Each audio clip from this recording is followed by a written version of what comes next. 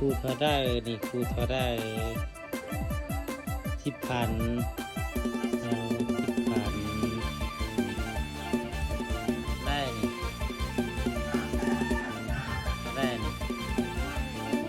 กีบถ้ามีเงิน1,000 กีบ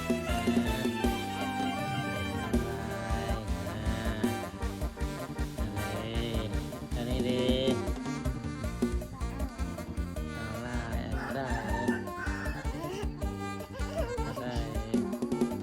นี่จะได้2,000อะไรวะ2,000ได้บ่ยินดีๆแม่ยินดีๆ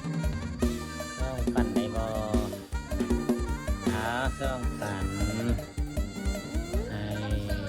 อะไรบ่เอาหาเด้เอาเด้เอาเด้เอาเด้ตัวนี้เด้มันนี่มาตัวนี้ดู2,000นี่ดี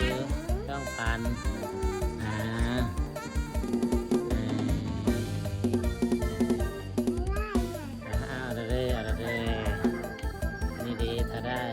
2,000นี่ดี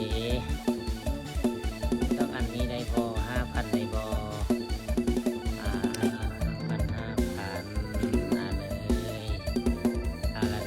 ได้เท่าได้แล้วเงินได้เท่าได้แล้ว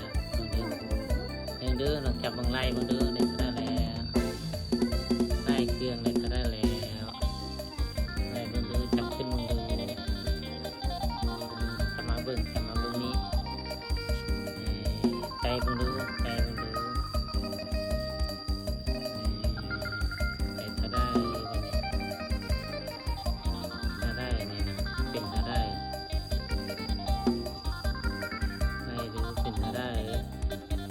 เป็นจักรพันนะเป็นจะได้จักรพันทางบนจักรพันเวลาได้จักรบนจักรพันใช้เครื่องได้จักรบนจักรพันได้มันดูได้จักรพันมันดูได้จักรพันได้เครื่องได้จักรพันได้จักรพัน